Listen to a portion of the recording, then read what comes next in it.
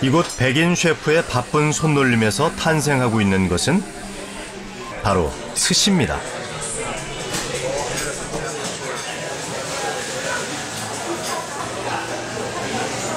스시는 세계의 유행을 선도하는 뉴욕 사람들의 입맛을 사로잡은 지 오래입니다. Everybody loves sushi in New York. Especially, Morimoto, we're so busy. Every night, people ordering crazy amounts of sushi. So, it's $20 piece sushi. 다양한 피부색의 세계인이 즐기는 스시.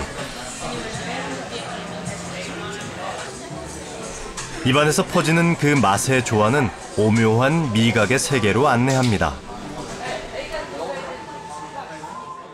I think mixing it with the rice, it gives like a nice balance because the rice is very base, and then mixing it with such a strong flavor, I think it's like a very nice mixture. 세계를 사로잡은 한 조각의 음식. 이 안엔 우리가 몰랐던 이야기가 담겨 있습니다.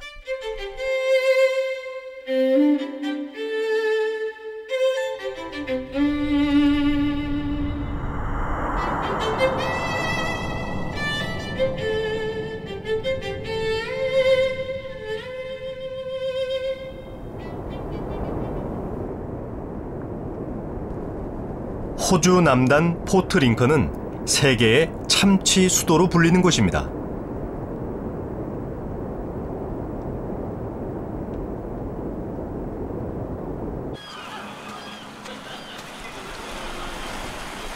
뜨거운 태양이 장렬하는 이곳의 여름은 축제와 함께 시작됩니다.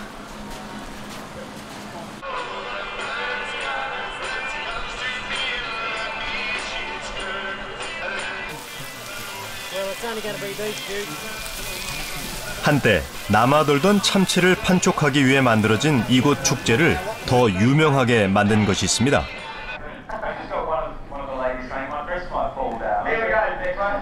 세계 다른 어떤 곳에서도 볼 수 없는 이 특별한 행사는 바로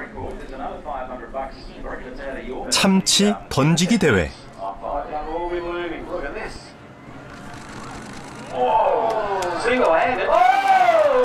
Great throw, congratulations, fantastic. Well done, mate. Let's have a measure. It's over the hill. Take a deep breath. Nowhere over here, though. 음식 낭비라는 비판 속에서도 참치 던지기는 지역 산업 활성화를 위해 50년째 계속되고 있습니다.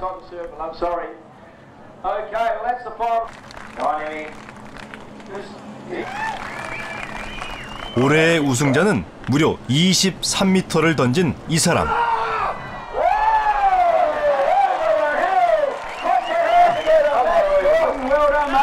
$1000의 상금과 참치 아가씨의 입맞춤이 선물로 주어집니다. I like to eat the tuna. I had a tuna steak before throwing the fish today, so I ate a fish and then I threw a fish.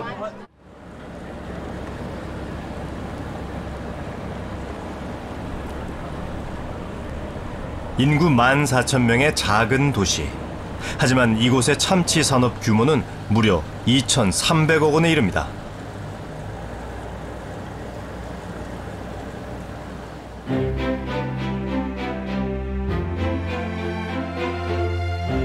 (60여 년) 전 이곳은 가난한 어촌에 불과했습니다. 참치는 쉽게 잡혔지만 기름기가 많은 이 생선은 인기가 없어 처분하기조차 어려웠습니다. 이 도시의 운명을 바꾼 것은 바로 스시였습니다. 스시업계에서 참치가 최고의 자리에 등극하면서 지구상에서 가장 앞서가는 참치 경제의 중심지로 떠올랐습니다. 집집마다 수십억 원이 넘는 요트를 가지고 있는 이 마을은 호주 최고의 부자 도시입니다. 포트 링컨의 한 저택. 이곳 참치 산업을 이끄는 최고의 재벌이 살고 있습니다. 50년 전 평범한 어부였던 그는 평생 참치를 잡아 재산이 700억 원에 이르는 억만장자가 되었습니다. Yeah, oh yeah, that is it. Can you, so when I first came and I still remember when the hotels, like in those American cowboy movies, the doors, they got swinging doors, there were fights every day and I mean, you would not know the town. 작고 가난했던 시골 마을의 기적과 같은 변화. 그것은 바로 세계 최초로 스텔시가 시작한 참치 양식의 성공과 함께 찾아왔습니다. 푸른 바다에 그의 성공과 포트 링컨의 기적이 서려 있습니다. He said that what you see here, that's where tuna farming started in the world. Those kites up there, they belong to me. They've been in the same area for the last 15 and 16 years. But here, on the world scale, that's where tuna farming started. 참치 양식장. 먼 바다에서 잡은 참치를 6개월간 양식해 살찌운 후 수확합니다.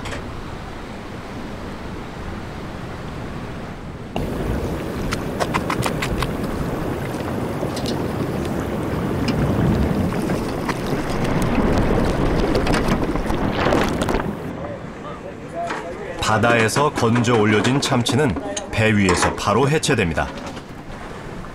상품으로 거듭나고 있는 이 바다 물고기는 지역 경제를 지탱해주는 주역입니다.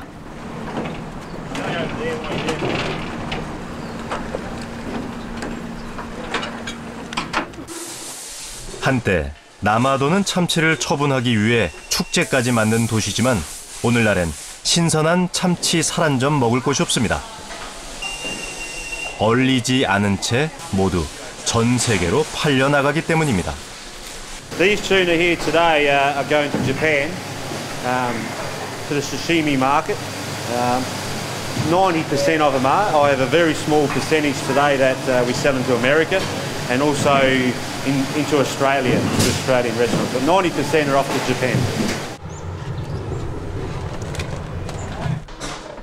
매일 아침 참치는 얼음과 함께 냉장되어 비행장으로 보내집니다.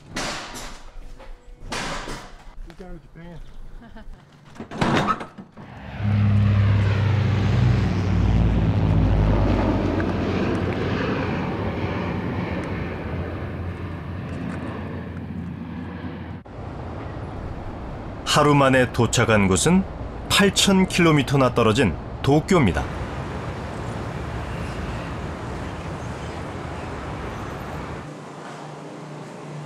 참치의 목적지는 치키지 어시장.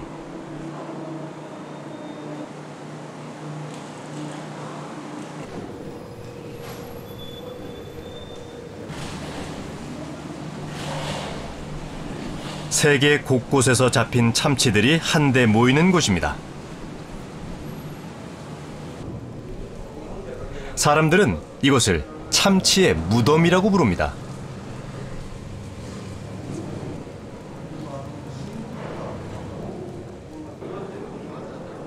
어제까지 세계의 대양을 헤엄치던 참치가 잠시지만 이곳에서 편안한 휴식을 취할 수 있기 때문이죠.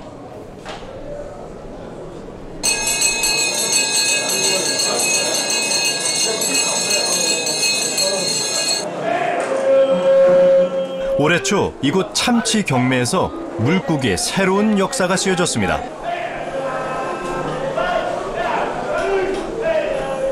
무려 8억 5천만 원. 세계에서 가장 비싼 참치가 탄생한 것입니다. やっぱ日本男児のやっぱいいマグロはいいマグロで返していただこうと思って、はい、感じですかね。もう笑いが止まらないですね。いえ、まあいいマグロをね。ないから。はい、危ないから押さないで。とりあえずずらして。킬로그램당 300만 원이 넘을 정도니 상상하기 어려운 가격입니다. 세계에서 가장 비싼 물고기의 탄생 뒤에는 스시에 대한 일본인들의 유별남이 있습니다.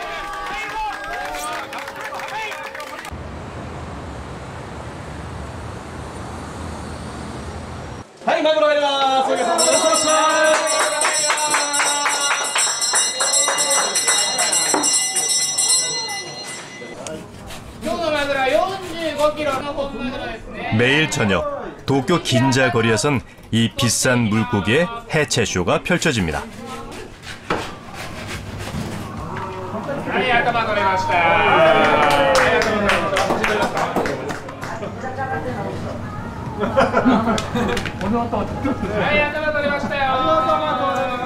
숨어있던 원시의 본능을 끄집어내는 듯 그 자체로 사람들의 관심을 불러 모읍니다.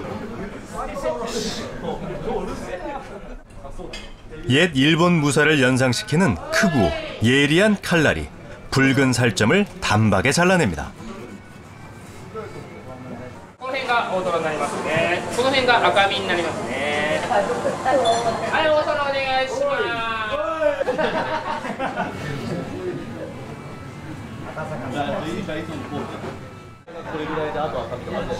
뼈에 붙은 마지막 살점 하나까지 남김없이 발라진 후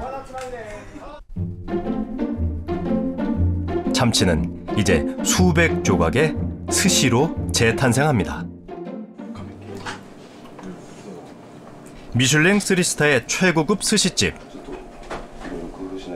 장인의 손끝에서 스시가 빚어집니다.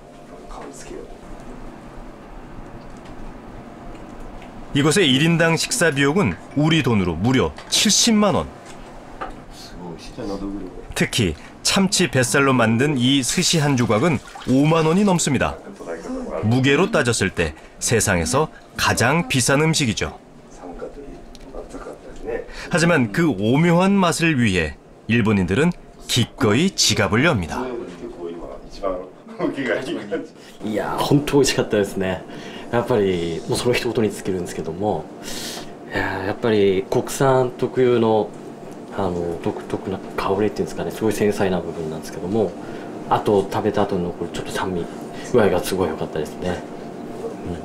率直にすごく美味しかったっていうのと、なんだろう、食べた時にこうとろける感じがして、で国産マグロのこう独特な香りと酸味がすごく美味しかったです。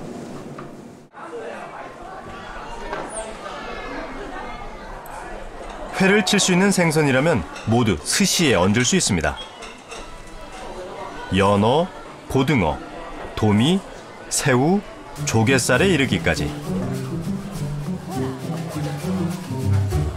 먹을 것을 찾는 사냥꾼처럼 사람들의 눈은 커지고 입은 바쁘지만 즐거운 미소는 어쩔 수 없습니다.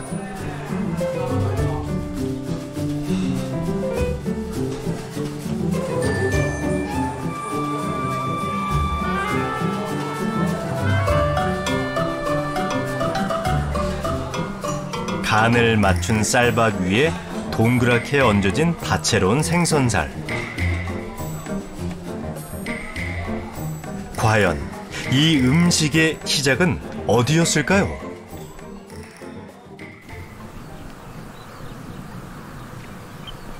일본 중부 시가현의 작은 마을 오하시는 유서 깊은 벼농사 지역입니다.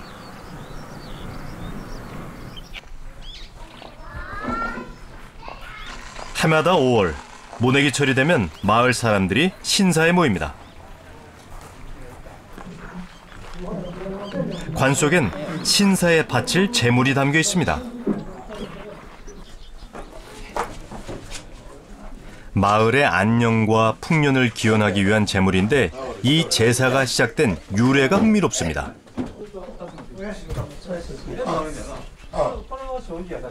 오래전 마을의 재앙을 피하기 위해 여자아이를 신사에 바쳐야만 했습니다. 고민 끝에 마을 사람들은 소녀를 대신할 특별한 음식 한 가지를 궁리해내게 됩니다.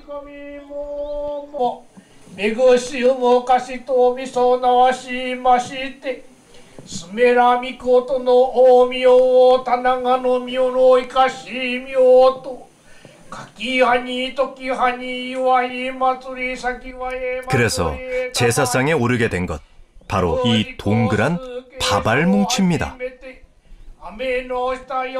人間の言ったらまあちょっとあれなんですけども、人の肉みたいな匂いがすると、この匂い自体がですね。で大蛇はそれを一応、間違って、まあ、それを奉納の代わりにしたというのがそれが由来です。それがもう500年ぐらいずっと続いているということで。 뱀을 속일 만한 시체 썩는 냄새라 짐작하기 어려운데요.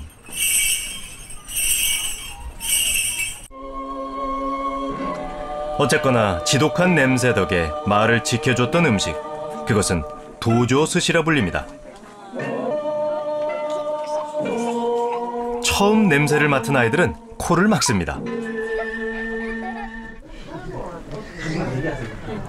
하지만 이걸 먹기 위해 1년을 기다려온 사람도 있습니다.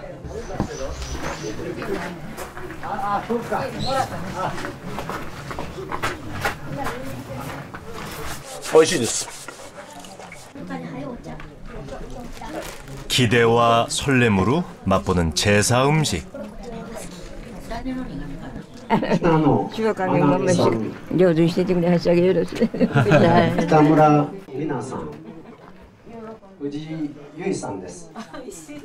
마을 사람들은 이 기묘한 음식에 대한 자부심이 대단합니다. 그들은 지독한 냄새를 풍겨대는 이것이 바로 일본 스시의 원조라고 주장합니다. これはね、この後、滋賀県でしたら船寿司とかあるんですけどね、その前の原点ということで、これが一番日本でももう古い方の慣れですということ。 도조 스시는 7개월 전에 담가야 합니다.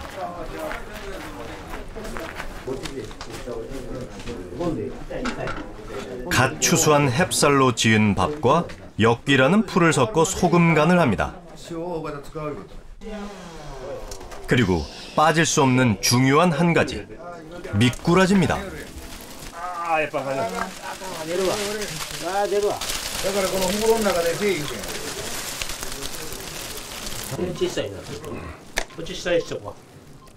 살아있는 미꾸라지를 통째로 밥 위에 올려놓고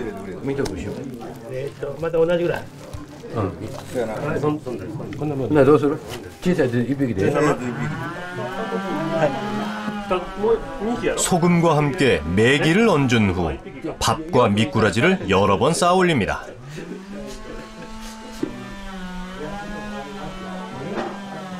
밥과 밥 사이에 살아있는 미꾸라지를 샌드위치처럼 넣어 만든 도조 스시. 완성되기까진 시간이 필요합니다.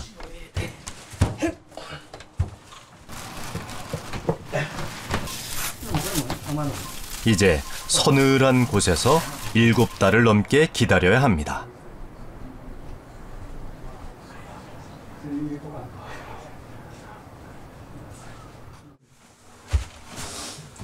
이듬해 봄, 7개월간 발효된 도조 스시가 고약한 냄새와 함께 모습을 드러냅니다.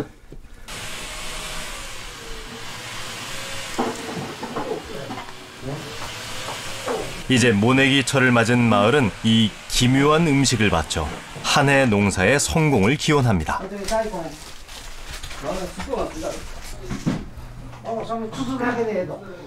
もうそれの結果的には法然を願うための祭りです。みんなは神さんのお仕えさせてもらってんやという意味でさせてもらってますんやで。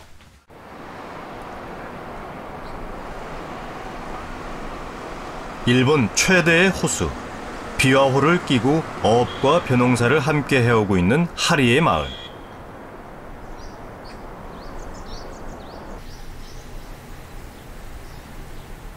비와호와 연결된 수를 만들어 자연과 더불어 살아가는 곳입니다.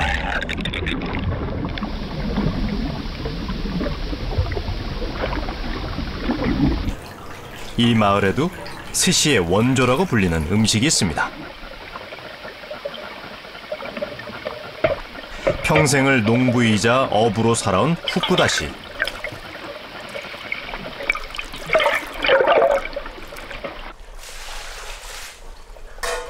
매년 봄, 그는 이곳에서만 맛볼 수 있는 특별한 물고기 음식을 만듭니다.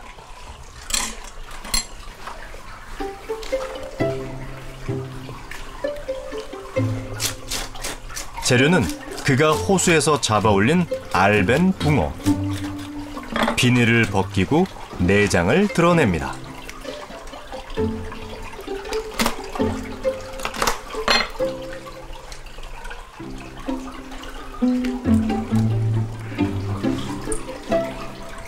손질이 끝난 붕어는 소금과 함께 통 속에 넣고 석 달간 절입니다.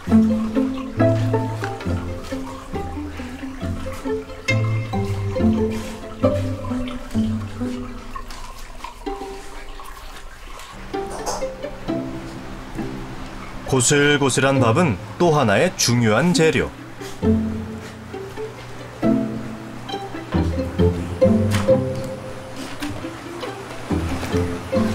소금에 절인 붕어 아가미에 밥알을 한 움큼씩 집어넣은 후 도조 스시와 마찬가지로 밥과 붕어를 층층이 쌌습니다. ご飯がその美味しいの美味しくなるポイントです。それでこれが柔らかくなるその量ですな、加減です。それが一番の船寿司のやっぱしね、難しいところです。 6달 뒤 겨울이 찾아온 하리의 마을.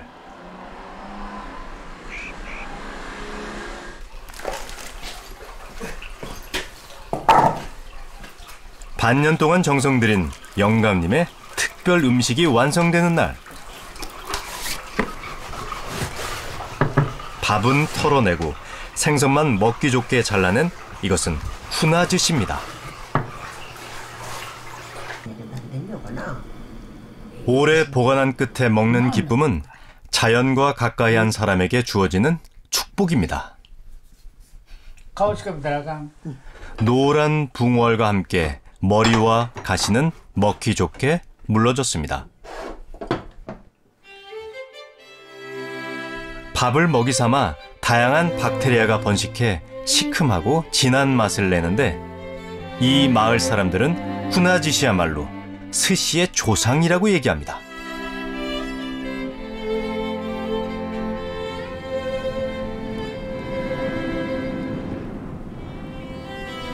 스시의 원조라고 불리는 이들 음식에는 공통점이 있습니다. 오래된 벼농사 지역에서 쌀과 함께 물고기를 절인다는 점입니다.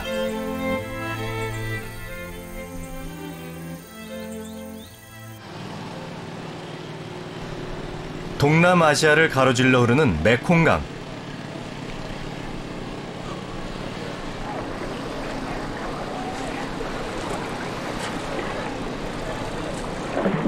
계절풍이 가져다준 풍부한 강수량은 이 강에 기대어 사는 사람들에게 물고기라는 가장 큰 선물을 안겨줬습니다.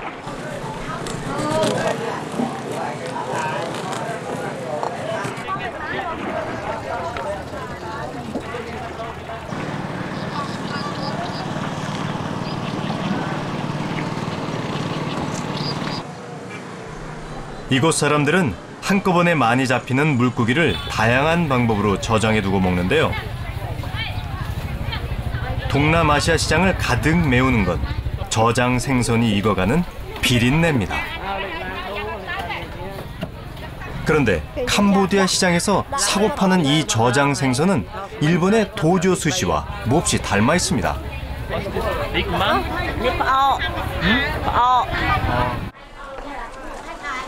뻐는 쌀을 넣어 삭힌 캄보디아식 절인 생선으로 발효 음식 특유의 강한 냄새가 특징입니다.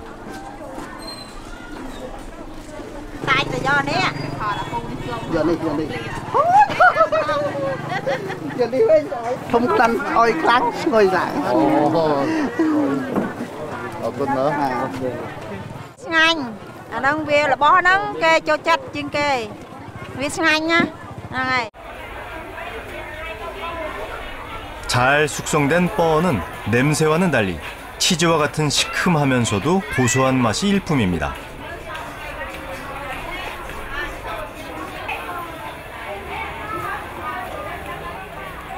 놀랍게도 일본에서 스시의 원조라 불리는 음식들은 동남아시아 시장에서 흔하게 만날 수 있는 쌀을 넣은 발효 생선이었습니다. 어떻게 된 일일까요?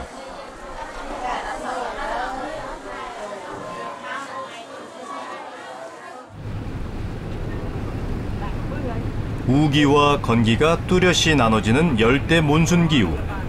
강이 범람하는 우기에 이곳 사람들은 물고기를 잡고 살아갑니다. 반대로 건기가 돼 강물이 빠지면 물에 잠겼던 땅이 드러나면서 비옥한 농토로 바뀝니다. 이곳에선 사시사철 벼가 자라는 소리가 들립니다.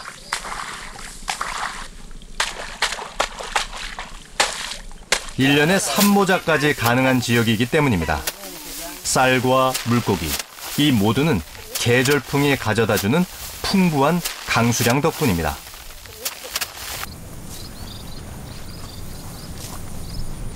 라오스. 메콩강에 의지해 물고기를 잡는 쌈양에게도 벼농사는 중요합니다.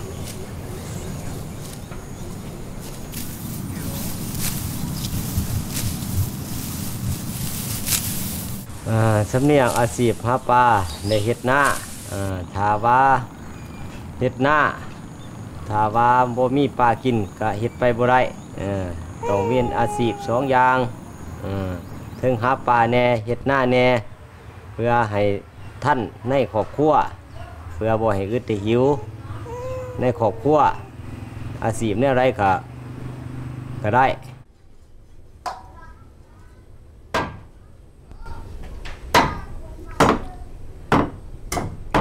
물고기는 이들 가족에게 둘도 없는 생명의 양식입니다. 무덥고 습한 기후 탓에 물고기는 지체 없이 내장을 꺼내고 소금에 절여야 부패를 막을 수 있습니다.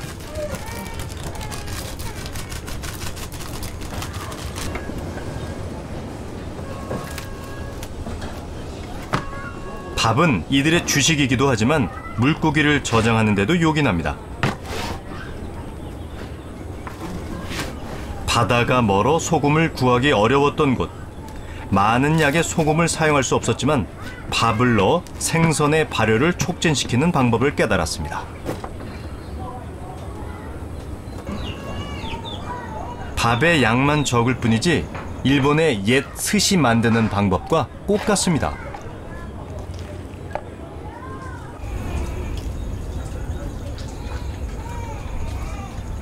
동남아 계절풍이 내린 두 가지 선물. 쌀과 물고기는 이 안에서 한데 어우러져 훌륭한 저장 음식으로 거듭납니다.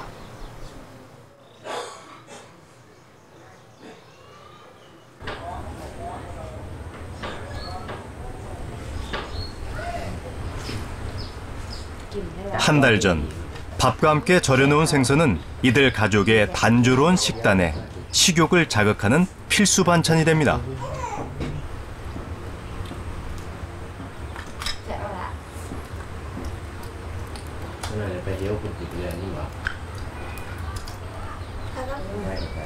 밥알은 사가 내려 찾기 어렵지만 시큼한 풍미를 생선에 남깁니다.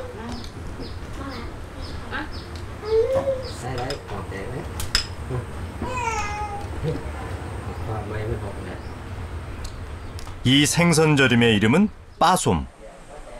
라오스 말로 신물고기란 뜻입니다. 그런데 스시 역시 일본 말로 시다라는 뜻입니다. 이것은 우연이 아닙니다. やはりその米粒を食べる文化っていうのがこの熱帯っていうか亜熱帯と熱帯のこの温度と湿度の適合した地域のその環境から、そこの食材として米と魚が取れるっていう条件でそのとこで工夫されたための料理だと思うんですね。 아시아인들은 밥을 넣어 생선을 절이는 한 가지 간단한 원리를 개발했습니다. 그리고 그것은 벼농사의 전파와 함께 스시, 빠솜 등 서로 다른 이름으로 불리며 아시아 전역으로 퍼져나갔습니다.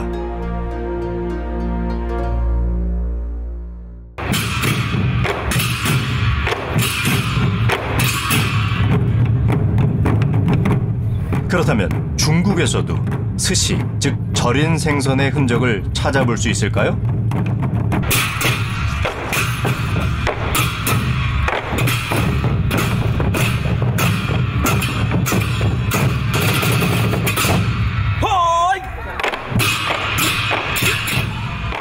중국 카이펑. 천년 전 송나라의 수도였던 이곳은 세계에서 가장 번성했던 도시였습니다. 당시 인구 50만의 국제도시로 중국에서 나는 모든 산물이 모이는 곳이었습니다.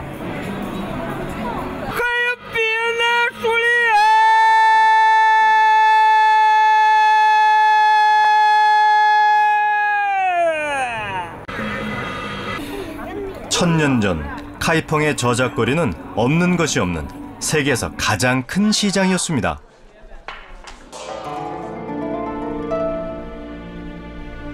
당시 화려했던 카이펑의 모습을 그려놓은 풍속화를 보면 노점에서 다양한 음식을 파는 등 외식업이 번창했던 것을 알 수 있습니다.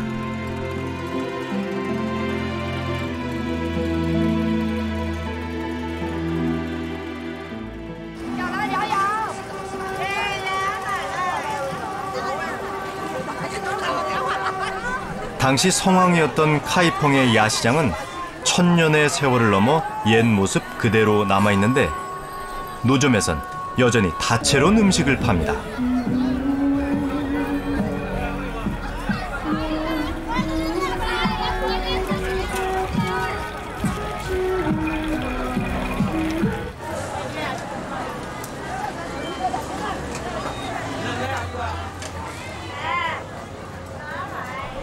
꼬치구이, 매미, 개구리에서 생선 튀김까지 없는 게 없습니다. 당시 문헌에 따르면 절인 생선은 야시장에서 인기 있는 음식 중 하나였습니다. 그런데 어떻게 된 일일까요? 지금은 절인 생선의 흔적을 도무지 찾아볼 수 없습니다. 你北宋以后，到了元朝以后，就是蒙古族来统治这个咱们在开封汴京这一块儿，包括全国很多地方啊，这样呢，就是烧烤的东西多了，就是叫北方的东西啊，就很北的蒙古族引来的东西，就烧烤东西，逐渐的人们就是烧烤的、蒸煮的，这样相对于多了一些，这样就是这个腌制的东西少了。 还有 굽거나 찌거나 튀기는 등 불에 익혀먹는 화식이 발달하면서 사람들은 차츰 절인 생선을 찾지 않게 된 것입니다.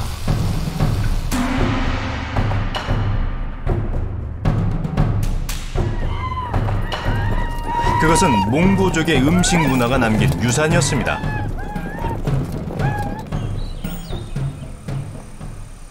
하지만 중국 대륙에도 절인 생선이 여전히 남아있는 곳이 있습니다.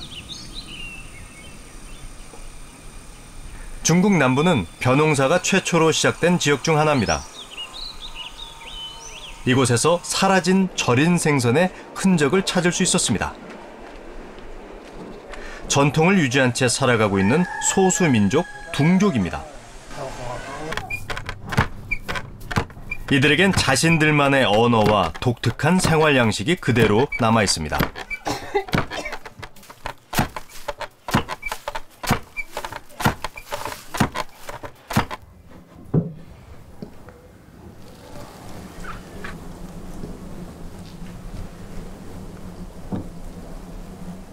담배 연기를 뿜어 벌을 쫓은 뒤 조심스럽게 벌집을 따냅니다. 注意，你们注意，主要是你们别怕。 이렇게 불에 그을린 애벌레는 물고기가 좋아하는 미끼입니다.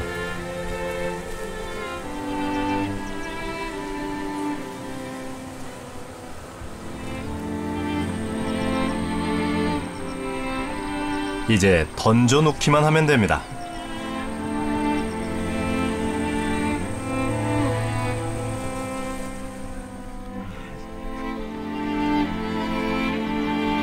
노는 좋은 낚시터입니다.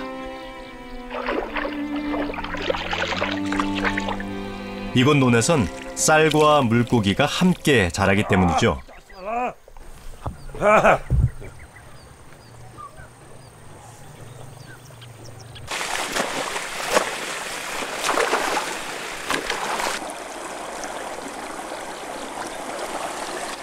논물을 빼서 물높이를 낮추는 이유 역시 물고기를 잡기 위해서입니다.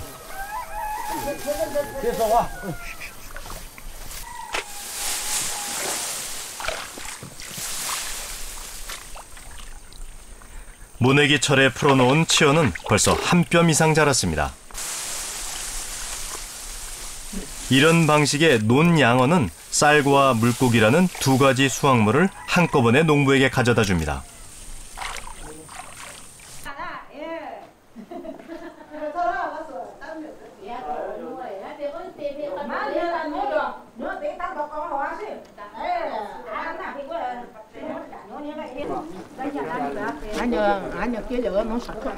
농부들이 모여 수확의 기쁨을 함께 나눕니다.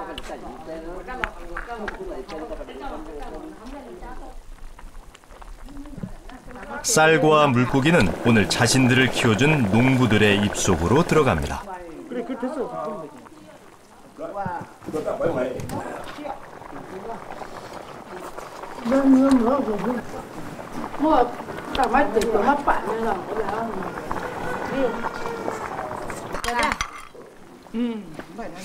그런데 아직 마을 여인들에겐 중요한 일이 남아 있습니다.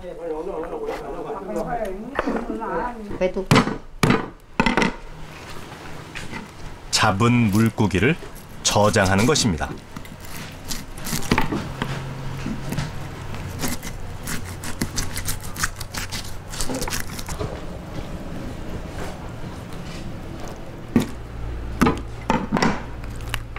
이제 손질한 물고기는 겨울을 나기 위한 이들만의 음식으로 만들어집니다.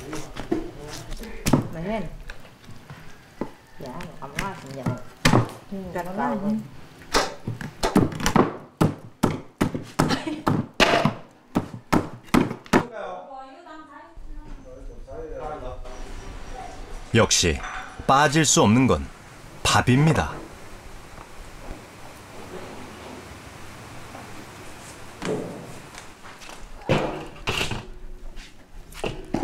밥을 넣어 물고기를 저장하는 방법은 일본, 동남아시아와 놀랍도록 똑같습니다. 단지 차이점이 있다면 고춧가루 양념을 섞는 것뿐.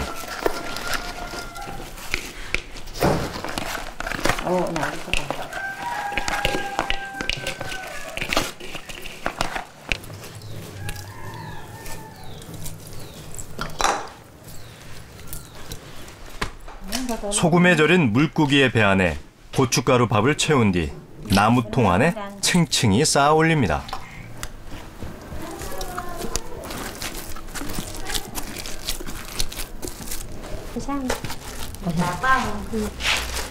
절인 생선은 이들에게 최고의 맛과 영양을 선물해주는 저장식품입니다.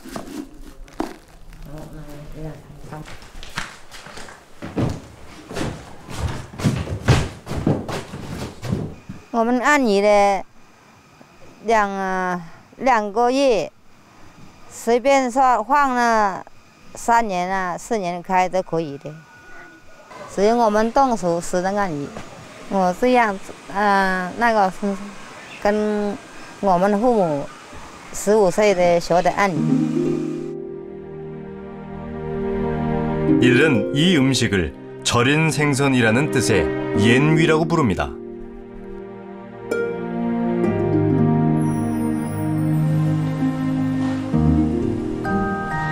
한국에도 생선에 소금과 밥을 섞어 발효시키는 음식이 있습니다.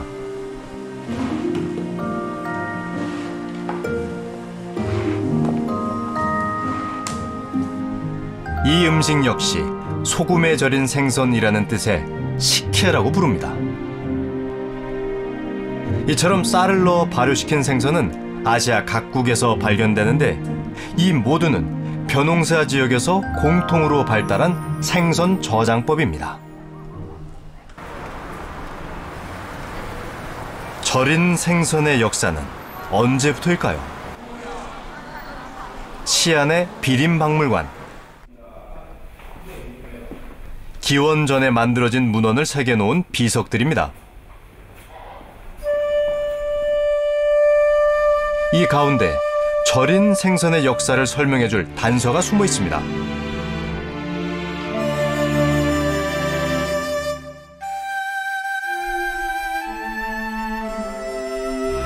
생선을 소금에 절인 것을 지라고 한다.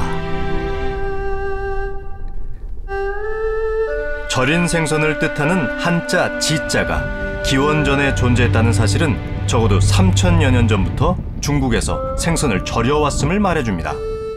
春秋战国时代肯定它就有了，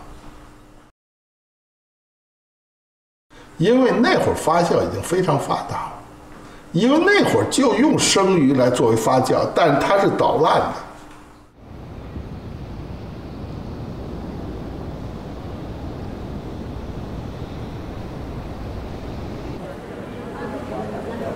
도쿄의 유서 깊은 스시집 골목에서 눈길을 끄는 건 바로 간판입니다.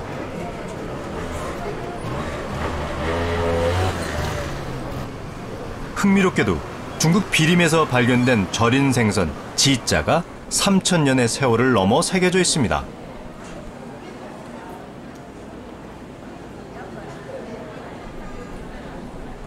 사실 절인 생선 지자는 오늘날 일본에서 스시로 통용되는 글자입니다. 스시가 과거 절인 생선에서 기원했음을 암시해주고 있습니다.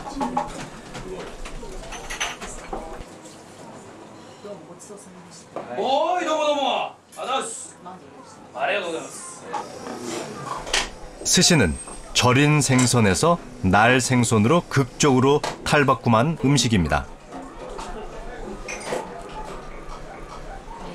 슬로우 푸드에서 어느 순간 패스트푸드로 바뀐 것입니다.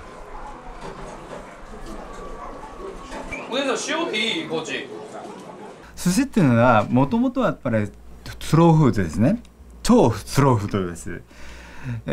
それが長い間に形を変えて今やもう超ファーストフードです。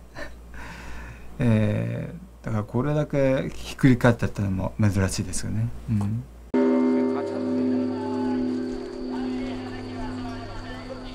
그렇다면 절인 음식에서 오늘날의 스시로 탈바꿈한 것은 언제였을까요? 천년고도, 일본 나라현의 야쿠시지. 이 사찰에선 매년 10월 1000개의 등불을 밝히는 만등회가 열립니다.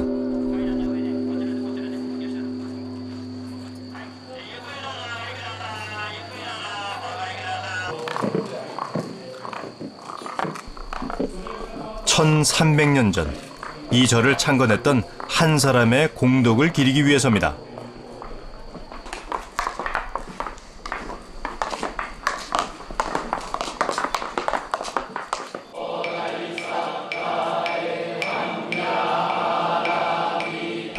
그는 바로 일본 제40대 왕 덴무입니다. 덴무는 일본을 국호로 정한 군주로 알려져 있습니다.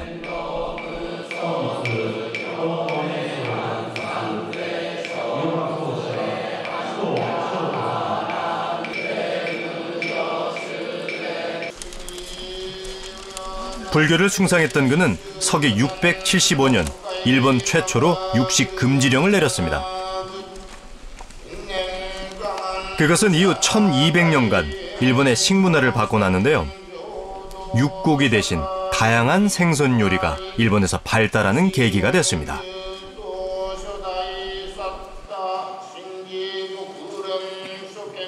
뭐, 大体10世紀過ぎる頃からですと都市の民衆は食べなくなり、それから、それがだんだん田舎でも伝わってですね、日本人は肉を食べないのが伝統になって。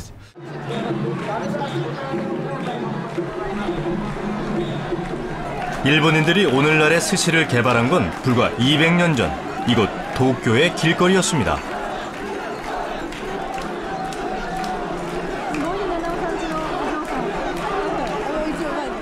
당시 일본의 수도는 에도, 지금의 도쿄입니다.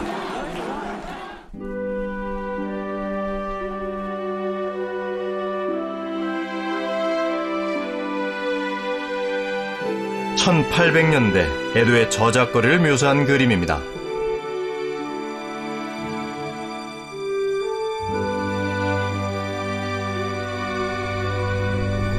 당시 에도는 인구 100만의 거대 도시로 성장합니다. 거리엔 상인과 노동자들이 넘쳐났고 사람들은 분주했습니다. 이때 생겨난 게 거리에 서서 재빨리 한 끼 식사를 해결할 수 있는 포장마차였습니다.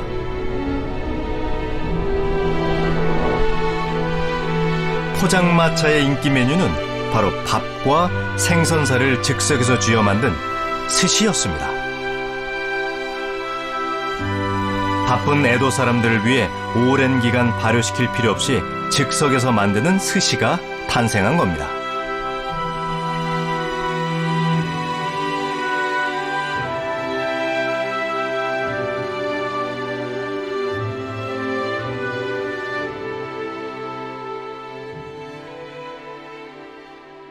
まあ、せっかちさ、江戸っ子っていうのはすごくせっかちだって言われるような気風が生まれてきて、食べ物に関しても、きちっと早くすぐ食べたいという話になると、今までは、慣れ寿司だと1年とか、まあ、短くても半年とかかかっていたものがだんだん短くなって、1ヶ月が1週間になり3日になり、ね、で最終的にその場ですぐもらえる。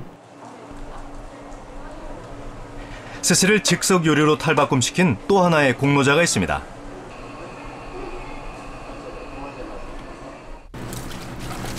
그것은 바로 식초였습니다.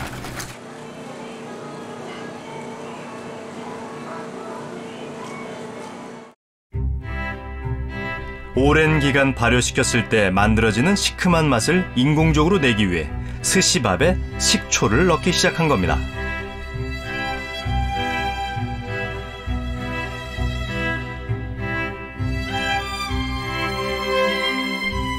에도 시대, 빨라진 시대의 흐름을 타고 스시는 크게 유행했고 발효 생선의 신맛은 식초를 뿌리는 형태로 오늘날 스시에 살아남아 있습니다.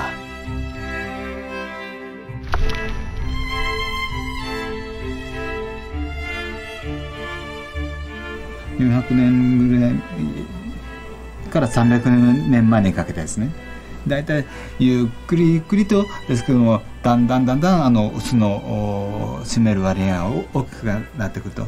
それで、1800年頃ですから今から200年くらい前にはもうほぼ逆転してしまって、発酵させるのなんかはもうあまり食べたことがなくて、逆に、酢を使うのが一般的になりました。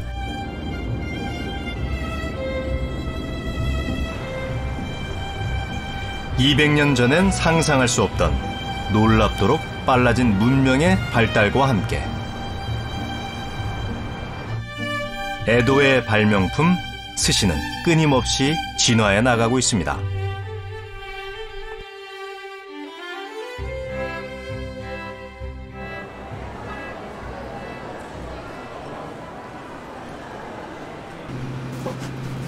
하지만 여전히 생선을 소금에 절여 숙성시키는 전통은 남아 있습니다.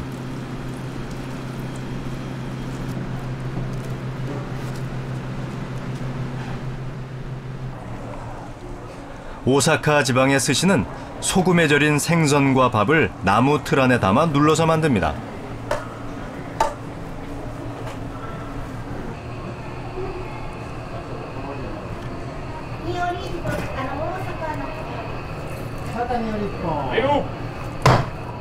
하루 정도 숙성시켜 먹는 이 스시에서 몇 달간 발효시켜 먹던 옛날 스시의 흔적을 찾아볼 수 있습니다.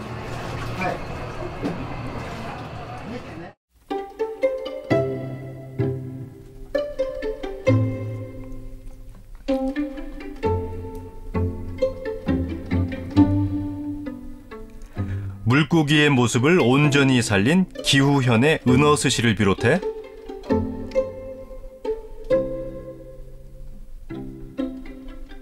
다양한 스시는 각 지방을 대표하는 향토 요리로 여전히 이어져 오고 있습니다.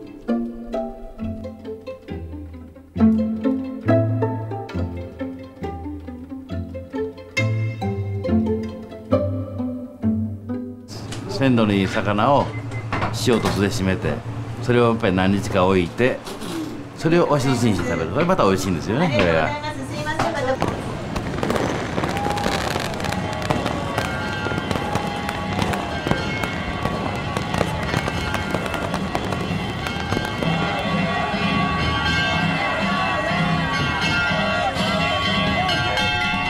일본에서 화려하게 꼽힌 스시.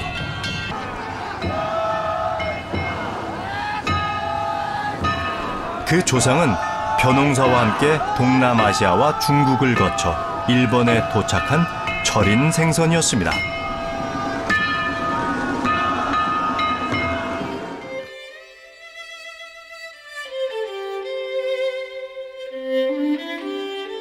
그것은 바로 수천 년 전 초기 벼농사 지역에서 밥을 이용해 물고기를 저장해 먹던 음식이었습니다.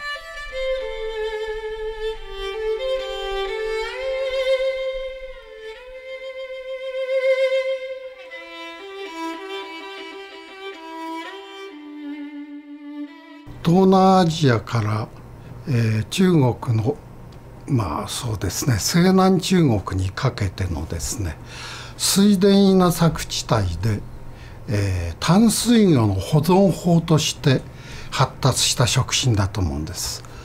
そしてその辺は、初期の水田稲作の、発祥の地だとも言われてますし、水田の稲作と同時に伴ってですね、各地に伝わっていった食品だと私は考えてるからです。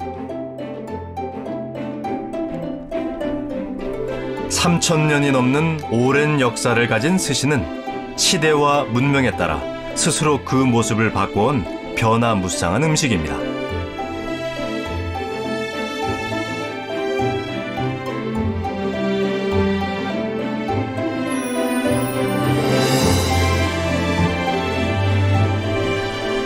대륙과 문명을 넘어온 스시는 이제 서양인들에게 아시아의 쌀과 물고기라는 오랜 유산을 이어주고 있습니다. 스시는 앞으로 또 어떻게 변화해 나갈까요? Hello, sushi.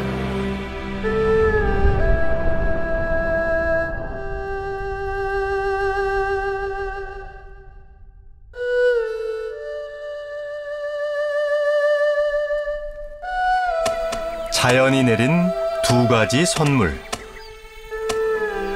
쌀, 그리고 물고기.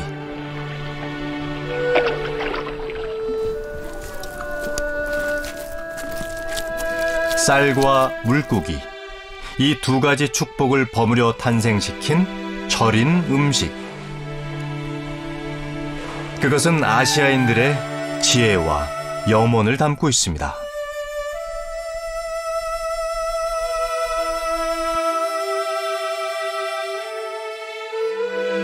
이 스시 한 점에는 아시아의 오랜 역사와 문명이 숨어 있습니다.